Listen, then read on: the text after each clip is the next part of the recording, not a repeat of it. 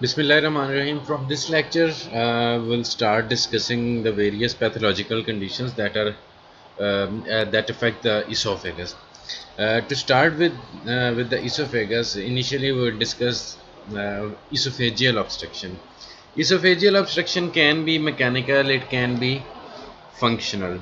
If I talk about the various forms or various principal forms of the esophageal dysmotility or esophageal obstruction, there are three important forms. One is nutcracker esophagus, second is diffuse esophageal spasm, and third is hypertensive lower esophageal sphincter. What is nutcracker esophagus? In nutcracker esophagus, the patients they feel high amplitude contractions, especially of the distal esophageal segments, and these high amplitude contractions of the distal esophagus, they are due to loss of normal coordination of the inner circular layer and outer longitudinal layer of the smooth muscles. So nutcracker esophagus, it mainly involves the distal esophageal segment. Diffuse esophageal spasm. In diffuse esophageal spasm, there is repetitive contraction of the distal esophageal smooth muscles. Again, the distal part of the esophagus that is involved. Hypertensive lower esophageal sphincter.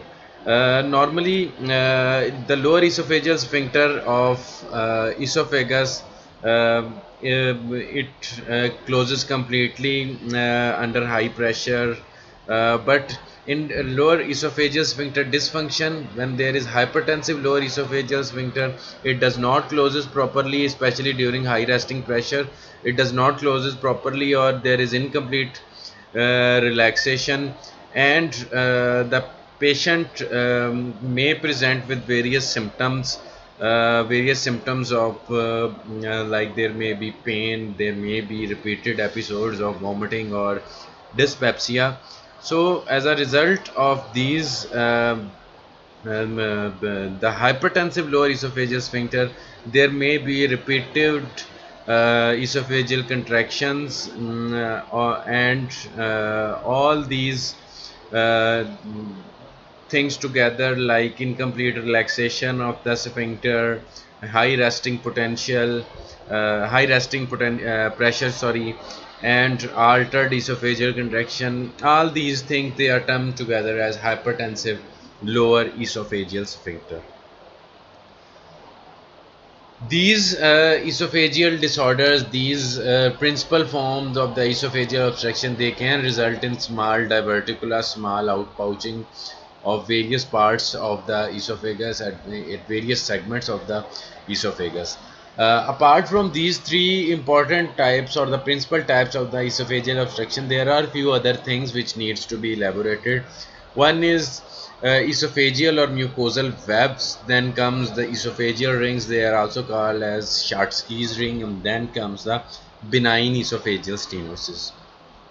Esophageal or mucosal webs, they are the ledge-like protrusion of the mucosa which can cause the obstruction. और esophageal web की बड़ी common association है when there is iron deficiency anemia along with glossitis, chillosis, along with these esophageal web, that is a classical syndrome that is called as Plummer-Vinson syndrome.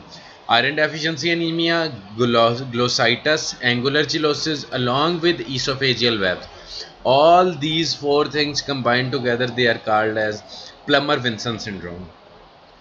Apart from esophageal webs, there are esophageal rings also. Esophageal webs, तो protrusions आ रही हैं, but esophageal rings, they are similar to webs, but they are radial in nature or circumferential in nature, thicker, and include mucosa and submucosa.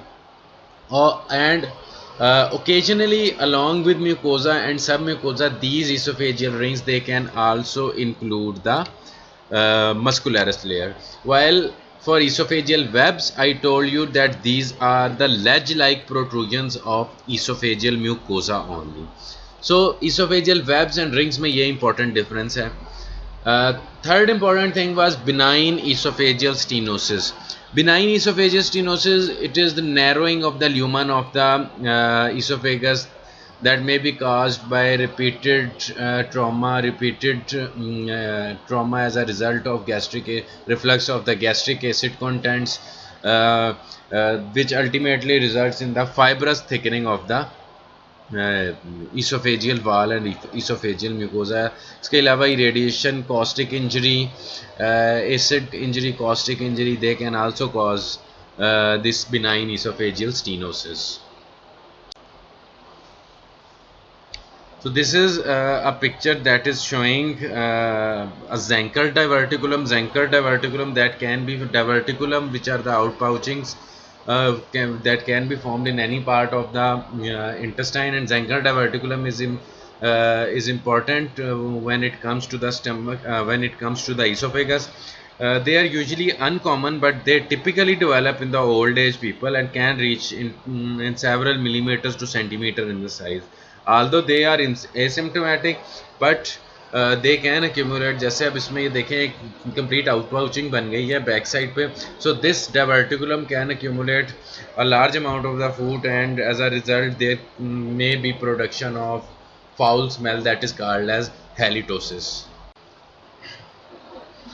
Now in this slide, two pictures are present. The picture on the left that shows a ledge-like protrusion of the esophageal mucosa. So the left picture, it shows the esophageal webs, while the right-sided picture, it shows complete circumferential thickness of the mucosa, or it may also include the submucosa and the muscularis layer. So the right-sided picture, it gives a very good idea of the esophageal rings or the Schatzki's ring. Achalasia. Achalasia basically it is the impaired smooth muscle relaxation that causes the increased tone of the lower esophageal sphincter. So the main problem that lies in the relaxation of the smooth muscles of the lower esophagus, and as a result of impaired relaxation, the tone of lower esophageal sphincter that increases. So these two things, increased tone of lower esophageal sphincter, impaired relaxation of lower esophageal sphincter or muscles, and aperistalsis, these three things, this triad, it comprises achalasia. Normally what happens, there is release of nitric oxide and VIP, vasoactive intestinal peptide or polypeptide, from the inhibitory neurons. These two transmitters, they causes the relaxation of the smooth muscles present at the lower end of the esophagus or lower esophageal sphincter.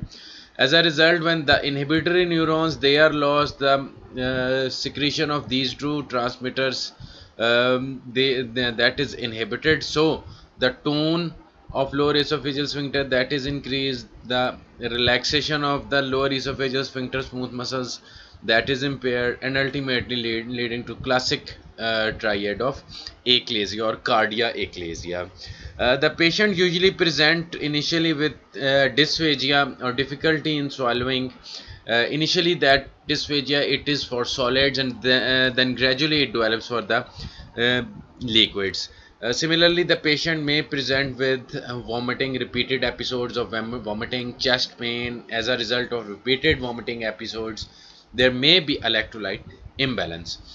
There are two primary types. There are two types of achalasia. We can classify it as primary achalasia and secondary. Secondary is due to various other causes. Primary achalasia should have the same mechanism that I just told you, that there is some degeneration of distal inhibitory neurons present in the distal segment of the esophagus. As a result of degeneration of these inhibitory neurons, there is loss of secretion of nitric oxide and vasoactive intestinal peptide. As a result, there is impaired relaxation of lower esophageal sphincter smooth muscles and increased tone of lower esophageal sphincter. so ultimately resulting in achalasia. If we talk about the secondary causes of achalasia, one very important cause is the Chagas disease or sleeping sickness that is caused by Trypanosoma cruzi infection, which causes the destruction of these nerve plexuses. As a result of destruction of these nerve plexuses, there is failure of peristalsis, and the two other things, increased tone and impaired relaxation.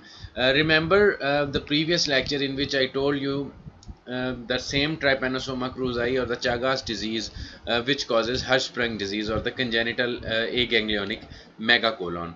Similarly, secondary achalasia, it is also associated with Down syndrome. It is associated with Down syndrome, and there is another syndrome that is called as triple A syndrome, that is an autosomal recessive disorder and is characterized by this cardia achalasia, A lacrima, and adrenocorticotropic hormone resistant adrenal insufficiency. This is a triad of Algrove syndrome. Similarly, it is also associated with few other infections apart from this Chagas disease. It is also associated with herpes simplex virus type 1. It may be associated with the Sjogren syndrome, that is an autoimmune disease. Similarly, various other autoimmune diseases like autoimmune disease affecting the thyroid gland, they can also be a secondary cause that leads to development of this achalasia. Balloon dilatation, that is a treatment of choice. You can also do myomectomy of the involved part. Similarly, balloon dilatation of the narrowed part, that can also be done.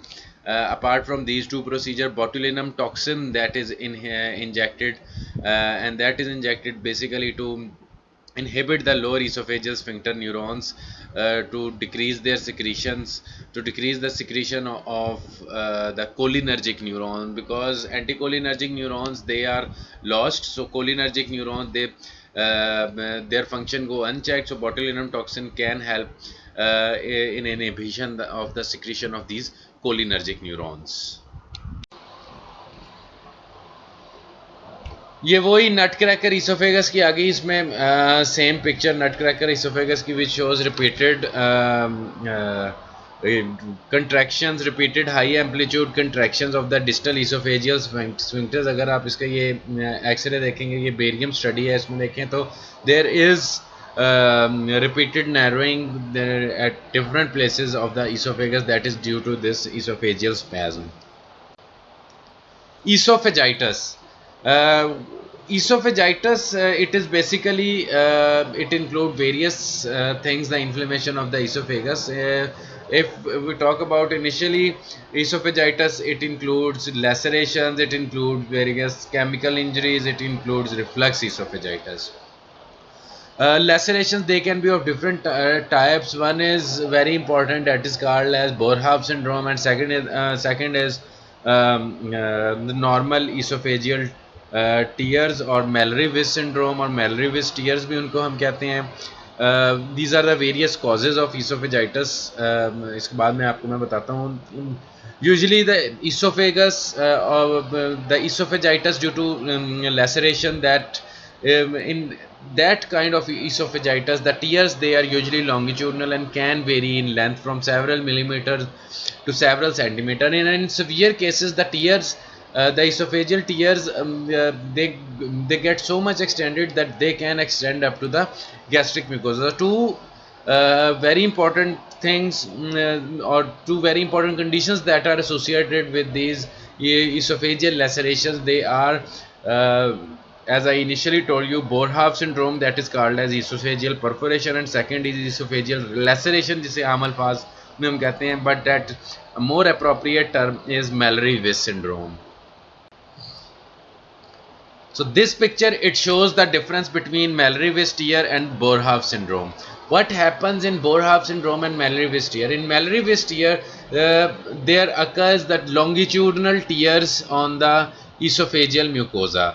But these tears, they are incomplete and only affect the mucosa and submucosa. While in case of Boerhaave syndrome, there occurs the complete rupture of lower esophageal segment. Complete rupture of the lower esophageal segment. There is a tear in mucosa, tear in submucosa, and then the tear in the muscularis layer of the esophagus. Now there is an important sign that is called as Hammond sign, and this Hammond sign, it helps in differentiating Mallory-Weiss syndrome from the Boerhaave syndrome. What happens in this Hammond sign? It is being displayed right on your screen. There is crunching sound upon auscultation of the heart due to pneumomediastinum. Like there is complete tear of esophagus in Boerhaave syndrome, so there may be uh, passage of the gas in the thoracic cavity, and as a result of passage of that gas, when you auscultate the chest for heart or for any other sound, you will hear the crunching sound, like you crunch the chips in a pack, or you crunch the empty chips pack. तो बिल्कुल एक उस type की आपके पास आवाज़ आएगी. So this is the important thing between Mallory-Weiss syndrome and Boerhaave syndrome. This is the endoscopic view of esophageal tear on left side, that is the Mallory-Weiss tear, while on the right side there is complete tear of mucosa, submucosa and the muscularis layer. This is Boerhaave syndrome. Chemical and infectious esophagitis. There are variety of chemicals or variety of irritants that can cause the esophagitis, or that can destroy the stratified squamous mucosa of the esophagus. अब उनमें काफ़ी सारे ऐसे chemicals हैं, like there are corrosives like acids or alkalis. There are heavy smoking. If someone is doing if someone is a chain smoker and smoking many packs of cigarettes from last few years or last many years, that can be a cause of this chemical esophagitis. Then excessively hot liquids or fluids, they can also cause this chemical esophagitis. Symptoms, they include painful swallowing, that is called as odynophagia, and due to repeated bouts of inflammation as a result of this chemical induced injury, there may be stricture formation, perforation and hemorrhage that can also occur from the concerned portion of the esophagus. Apart from this chemical esophagitis, there is another term that is called as infectious esophagitis. In infectious esophagitis, there are various inciting agents which can cause the esophageal injuries as a result of the infection. For example, cytomegalovirus is important. Fungal infections, they can cause infectious esophagitis. Then herpes simplex virus, it can cause esophagitis. Another important thing about chemical esophagitis, अब दो चीज़ें आ रही हैं ना यहाँ, one is chemical and second is infectious. Chemical esophagitis के बारे में एक चीज़ और बताता चलूँ. There is a special type of esophagitis that is called as pill induced esophagitis, that if someone take a pill and that pill does not go to stomach and dislodged in the dislodged in the esophagus, and then start gets absorption there and start gets dissolving in the esophageal content, then that pill can cause esophagitis there in the esophagus. Normally जब हम कोई pill लेते हैं, कोई tablet लेते हैं, it gets into the stomach और esophagus में तो भी dissolve ही नहीं होती. But however, somehow or the other, if it gets dislodged, if it gets stuck into the esophagus and उधर उसकी absorption शुरू हो जाए और dissolve होना शुरू हो जाए, तो that pill it can also cause the esophagitis. Morphology of the chemical or the infectious esophagitis. Morphology, if there will be dense neutrophilic infiltrate, acute कोई भी infection होगी chemical की वजह से, infectious की वजह से, infectious agent की वजह से, they will include the dense neutrophilic infiltrate. As slowly the inflammation it progresses, chronic lymphocytes आ जाएंगे, plasma cells भी आ सकते हैं, macrophages आ जाएंगे, and ultimately the chronic inflammation Repeated events of chronic inflammation, they will ultimately result in development of the scar tissue. There fibrosis हो जाएगी, granulation tissue बन जाएगा. Granulation tissue that basically comprises of the fibroblasts, the various inflammatory cells, and then new vascularization or new blood vessel formation. Third important feature on morphology is narrowing of the blood vessels. Necrosis आएगी overlying mucosa की, that is very important. Again, pseudomembranes may develop. These pseudomembranes, they are usually grey white in color, and they are particularly important if we talk about the fungal esophagitis. Ulceration हो सकती है. Ulcers, they are usually punched out, but the ulcers are shallow. Epithelial cell apoptosis, usually when there is necrosis, the epithelial cells, the lining epithelial cells, stratified squamous epithelial cells, they undergo apoptosis. And mucosal atrophy is another important feature of this microscopic features. So these are all the microscopic features which fit in the chemical and the infectious esophagitis. So this is a picture photomicrograph of the of this infectious esophagitis. Now the larger view that is present in the bottom right corner, it shows the cytomegalovirus having this shows the inclusion bodies in the cell, and that these inclusion bodies, they usually arise due to cytomegalovirus infection. Again, this is a form of the infectious esophagitis in which various inclusion bodies are seen. And various inclusion bodies are seen in these stratified squamous epithelium, especially the central portion that is encircled by white color. Reflux esophagitis. Reflux esophagitis, it is the most frequent cause of the it is the most frequent cause of these esophagitis, reflux esophagitis. Reflux esophagitis is usually associated with the clinical condition that is called as gastroesophageal reflux disease, in which the gastric contents, they reflux into the esophagus, and ultimately those refluxed gastric content, they cause the esophageal symptom, they cause the esophagitis. What happens in this gastroesophageal reflux disorder or reflux esophagitis? The most common cause is impaired relaxation of the lower esophageal sphincter. The lower esophageal sphincter, it is relaxed, and as a result of relaxation, मैं पहले बात कर गया impaired relaxation की, sorry, that is not impaired relaxation. उसमें होगा कि impaired उसकी closure होगी, it becomes more relaxed as compared to normal. So as a result of its more relaxation, the gastric contents, they are reflux into the esophagus. So the transient lower esophageal sphincter relaxation is the most important feature or most important pathogenetic mechanism that underlies this reflux esophagitis. So as a result of reflux of the gastric content into the esophagus, the person, he or she can have various symptoms, like there may be dysphagia, there may be pain in the chest, dyspepsia, repeated episodes of the vomiting. So all these things, they can be included in the symptoms of the reflux esophagitis. Morphology.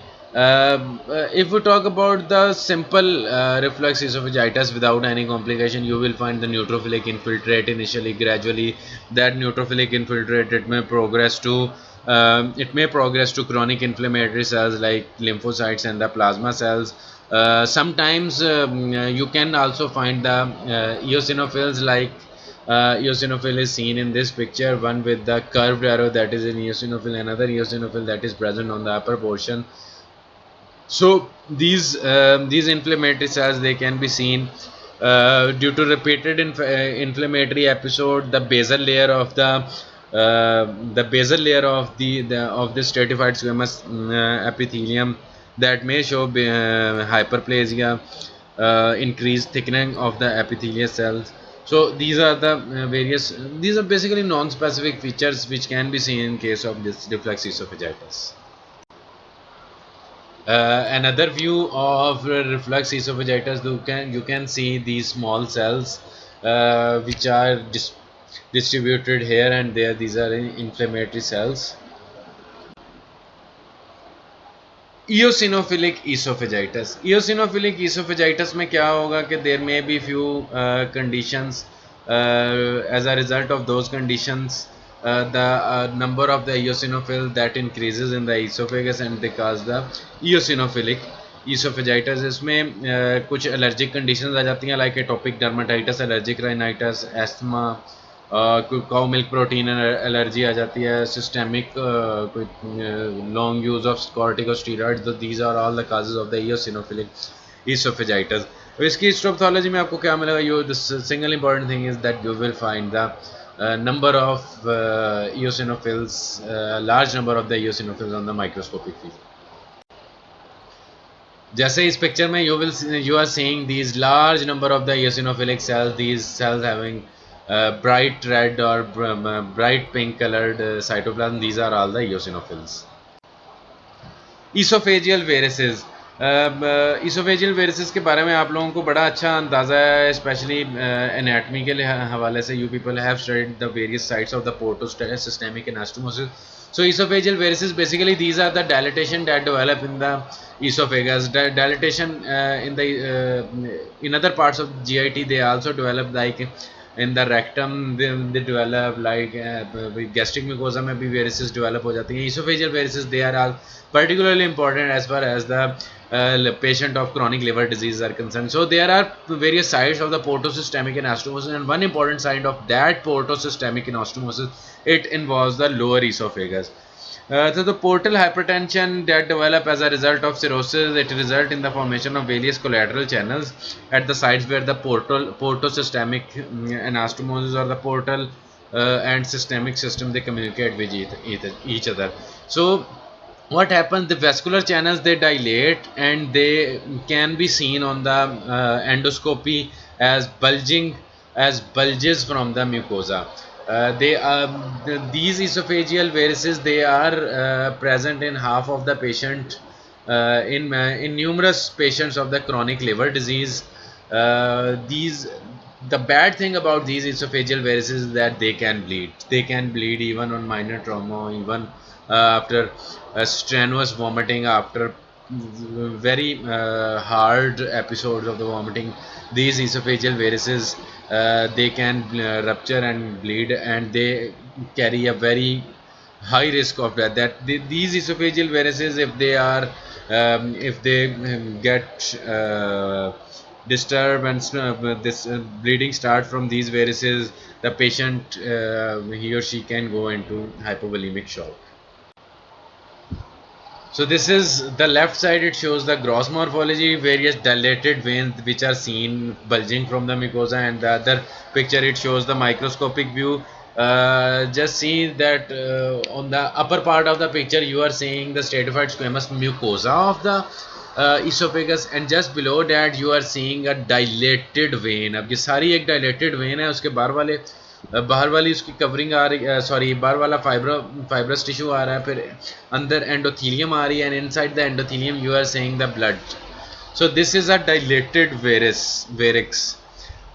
Very important, these varices, especially if the patient of chronic liver disease is concerned. God forbids अगर इसमें से bleeding start हो जाए तो band ligation करना उसकी ज़रूरी है, और इसके अलावा कुछ एंटी थ्रोम्बोटिक थेरेपी भी देनी पड़ती है. सो मेडिसिन वाले आपको